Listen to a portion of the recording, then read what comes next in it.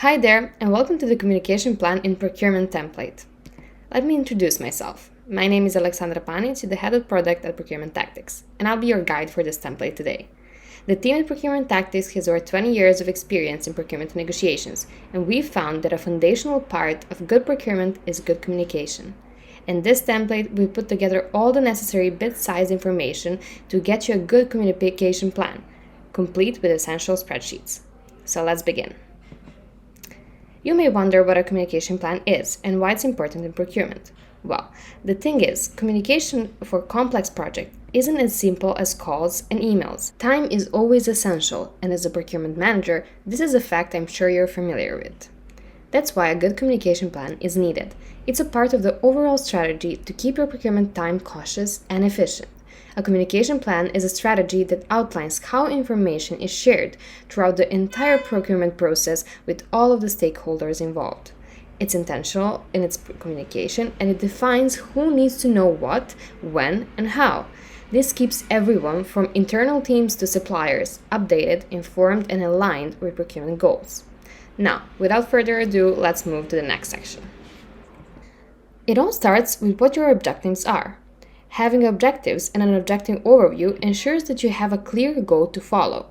This ultimately informs how your communication plan is shaped.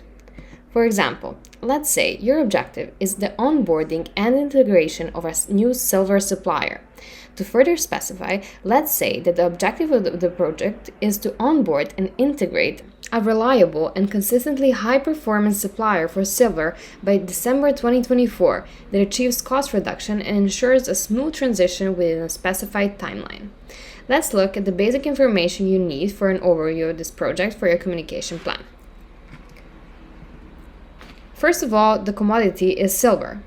The project plan, or the goal, is onboarding and integration of a reliable and consistently high-performance supplier by silver by December 2024 that achieves cost reduction and ensures a smooth transition within a specified timeline.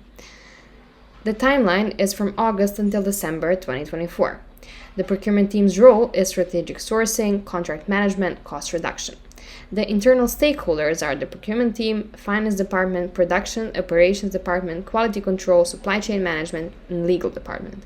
The external stakeholders are potential silver suppliers, industry associations, regulatory bodies. It's good to be as specific as you can right off the bat. Here's an example of the key deadlines for the project just to show you how it all looks like. So here is the communication plan that we created as an example. You can find here the filled-in template, but also an empty one in the first sheet. We're going to show that one later on. First week, we have the finalization of the project scope and objectives. We have the conducting of the market analysis, development of supplier qualification criteria, drafting of the RFI and RFP, and developing of evaluation criteria. This will all happen in August. Next, we have September. In week 1 and 2, we have distributing between RFI, RFP to chosen suppliers, conducting a supplier pre-qualification.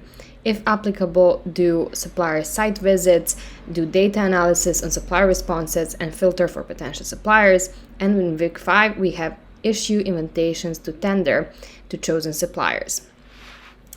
Next, we have October. In October, we have conducting of supplier presentation or demonstrations, evaluation of your supplier proposals based on evaluation criteria, a shortlist of the best suppliers for final negotiations, and development of a negotiation strategy. Next goes November.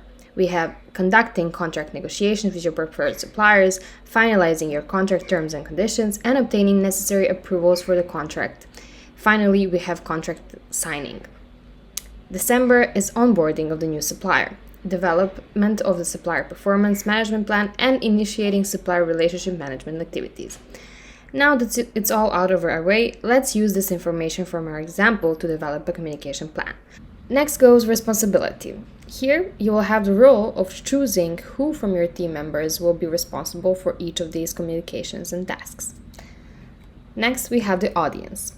You must understand who your target audiences are and understand what needs to be communicated to them, as it's the most integral part of the procurement plan. Here's an example of what this may look like.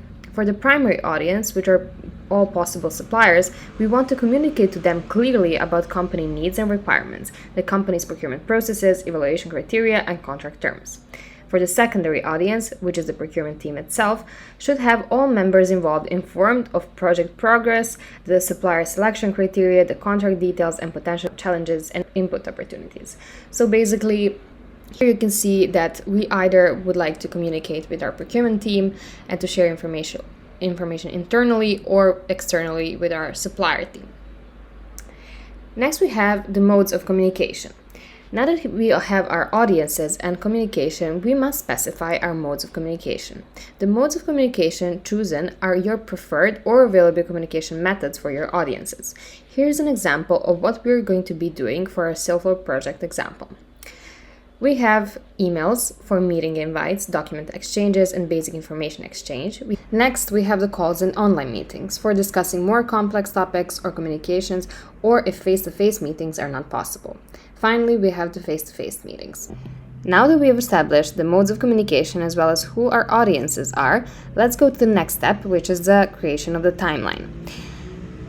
In the objective overview section, we already discussed a specific timeline for the project. Now we can use that information for scheduling of the communication plan as well. We can say that the communication schedule will look like this based on the schedule example in the objective section that we just showed you in the presentation previously. Another important aspect of your communication plan is the way that you will evaluate your communication plan. This can be done by surveys, questionnaires, interviews, document analysis, or project performance. You can do all of the above because each communication plan can be tailored to you and what you need, and what works best for you may not work best for someone else. With this said, we're going to guide you through the most important steps and advice when it comes to creating your communication plan. First and foremost, outside of the communication plan spreadsheet, make sure that your project objectives are clear to you as it informs your communication plan. The spreadsheet goes through basic project information and objectives first. Things like project name, project timeline, project goal, and external and internal stakeholders should be filled in accordingly. Now, assuming you've finished putting your objectives, you should be clear on your communication plan objectives as well. Your primary and secondary audience comes next. When you deduce who your audiences are, just add this information to the spreadsheet. Your modes of communication come next. List them down in an appropriate box and add their main purposes in parentheses as well. Now, if you got through your project objectives thoroughly, this means you have a timeline for the project. Make sure your communication plan reflects the project timeline and add in the needed actions or communications for each week appropriately. You will see that there will be each month of the year is listed in the spreadsheet. Simply fill in the weeks of each month according to your project timeline. In the communication section, add in what needs to be communicated. The responsibility section is for whoever responsibility is to communicate this information, and the audience column is for whoever needs to receive this communication. The medium column is for whatever mode of communication should be used in communicating the information, while the attachments are for the documents and files that are needed to supplement the communication. Each of these columns also have filters to make it more convenient for those concerned. This ensures that you can get access to your information in each column according to your priorities. And that is a wrap for the communication plan and procurement template. Here we have given you a template for easy guidance on making your own communication plan. It's simple, easily accessible, and ready for your input. And with the information you learned beforehand about preparing what you should put in your communication plan, it'll be a breeze to fill up. If you would like to be at the top of your procurement game, then make sure to check out our procurement courses and procurement templates. Once again, this has been Aleksandra Panic, and we hope to see you again in the next template.